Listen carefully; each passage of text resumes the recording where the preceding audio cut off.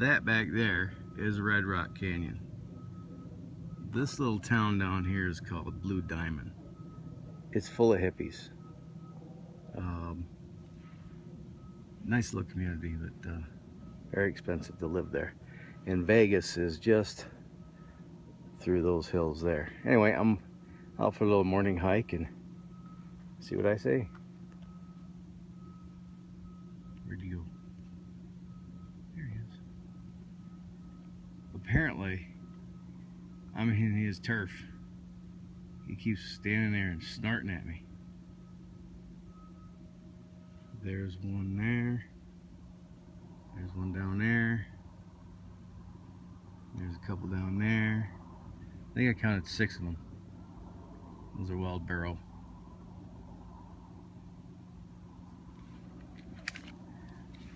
I brought this just in case of rattlesnakes.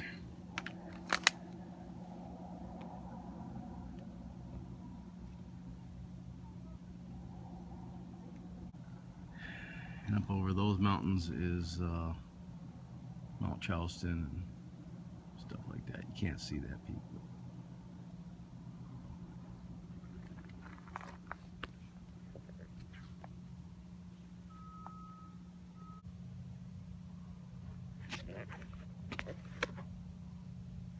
I don't know if that's a good juju or not.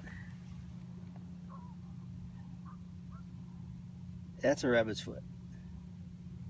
Apparently not very lucky for the rabbit. Gross.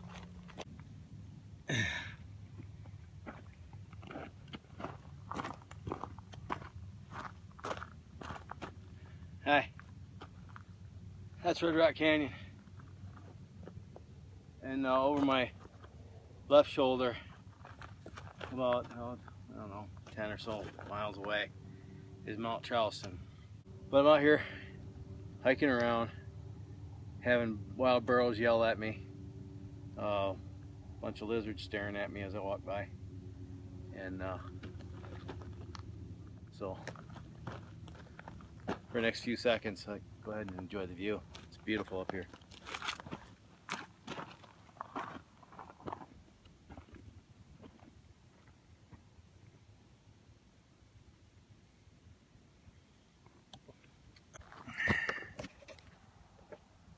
Way off there in the distance in the haze is Las Vegas. I believe that is, yeah, that's Mandalay Bay and the Luxor.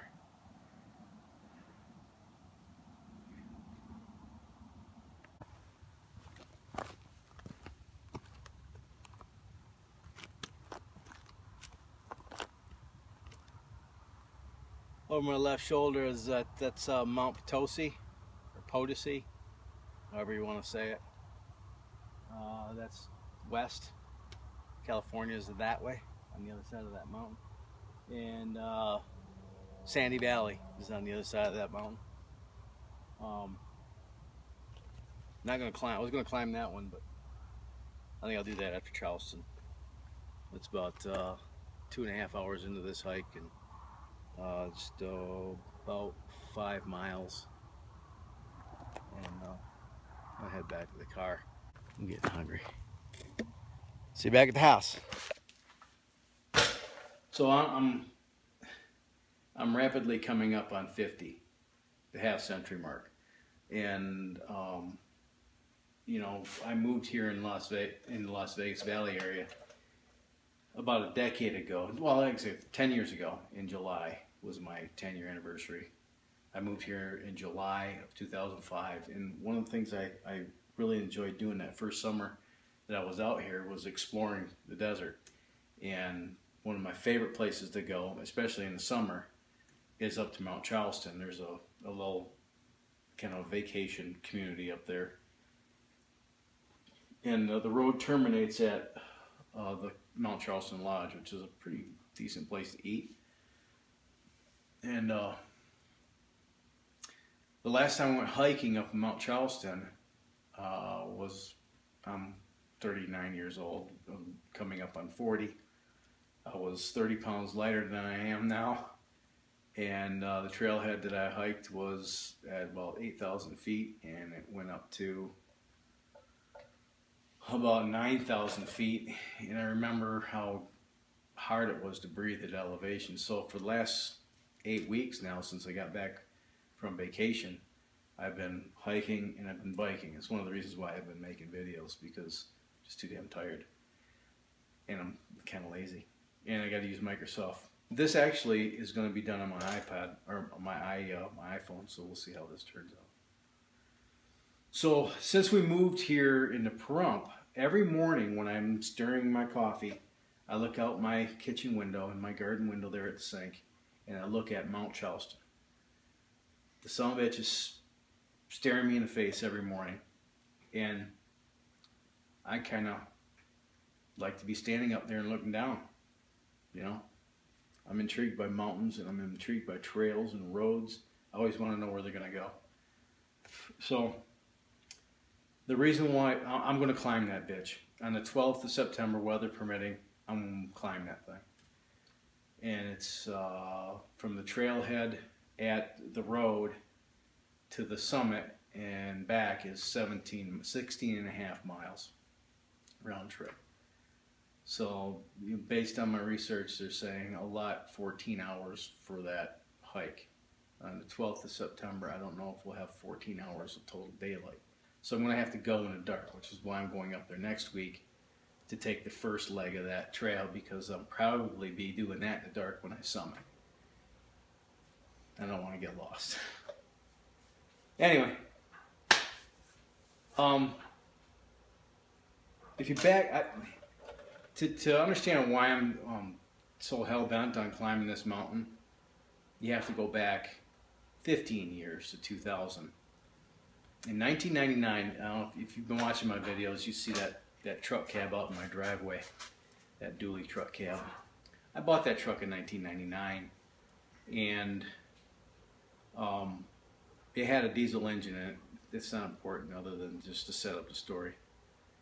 So I didn't know anything about the 6.2 diesel, so I went online when the internet was still a baby and did some research, and I found a website. It's like a subscription-based community that dealt specifically with the 6.2, 6.5 diesel engines. So I joined it, and in the year that I joined it, they had their inaugural, what they called a rendezvous, where everybody around the country that was part of that community met up in Montana. And they were having another one in 2000. I joined right after the 1999 one. So when I found out that they were having another one in 2000, I started making plans. And I started looking at maps. I'd never been that far west before in my life. And I started looking at maps and what else is there to do? You know, because I'm going to take my vacation, 2-week vacation.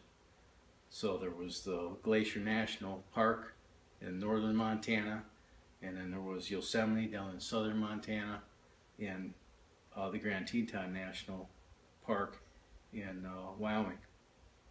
And the more research I did, I found an outfitter that does mountain climbing in the Grand Tetons. So I found the outfitter. I found a package that I wanted to take. It was a day trip, but there was some technical climbing involved that required rappelling and ascending, and so I started training for that. I found I was still living in Michigan at the time. I found an indoor rock climbing outfit that had a 30-foot, I think it was 30-foot wall that varied in technical difficulty from the very simple, my 3-year-old can do that, to the I don't think a human can do that kind of level of difficulty. And that's where I injured my shoulder. Now, I could probably still have taken that trip and been fine. I didn't really injure my shoulder to the point where I needed surgery to correct it, but I found an excuse. And I decided to shelve that idea about climbing the Grand Tetons, and I've regretted it ever since. So every morning when I look out the window, I see that mountain staring at me. And I keep telling myself, someday I'm going to climb that son of a bitch. So if you're young and you say things like, someday I'm going to do this, someday I'm going to do that, someday. Let me tell you something, someday is just code for never. some days today. So I don't want to go through the, like I said, I'm 50. In the last 10 years went by like that. I can remember climbing that mountain like it was yesterday, or climbing that trail like it was yesterday. So I'm going to climb that son of a bitch or die trying. And that's why I'm out hiking around in the desert in 100-degree heat. But so September 12th is the date. I've been trying to not, you know, I've been kind of like keeping it on a down low, because if I say I'm going to do it, then I need to do it. I'm going to commit to it. So I've said it. I'm going to post this video online, and the only thing that's going to keep me off that mountain is clouds at the summit. So what's the point of climbing the top of the mountain if you can't see off of it? You know, if the weather isn't going to cooperate, then I probably postpone it for a week. But I'm going to climb that son of a bitch. Now, doing some research, there's two ways to get up Mount Charleston. There's the north and the south route. So I was planning on doing the south route, which was a little bit longer, by about a half a mile. But it covers two peaks. It covers Griffith Peak, which is about a mile added to the whole trip. And most of the elevation is covered in the first third of the hike. A couple of years ago, if you've been watching my channel, you know that we had some forest fires out here, the Carpenter 1 fires. And apparently, for public safety reasons, they've closed that route because it was part of that fire damage and stuff until 2019. I'm not going to wait another 5 years to go to Mount Charleston. So I got to take the north route. And I'm unfamiliar with that route, so that's why I'm going out there next week. So stay tuned for updates on that. It should be happening in a couple weeks. Next week, like I said, I'm going to go out and do that first part of the hike. It's 2 miles up to the intersection and another mile to the Mummy Mountain. So I'll be doing that. So that's what I've been doing. Climbing or hiking and biking. Prior to today, 70 miles in the last 3 weeks since I've been tracking it with this software. Still a fat bastard though. So I hope you liked the footage that I got. I need to get a backup battery because video eats up, even on an iPhone 6 Plus, eats up a lot of battery life. So I need to get a backup battery.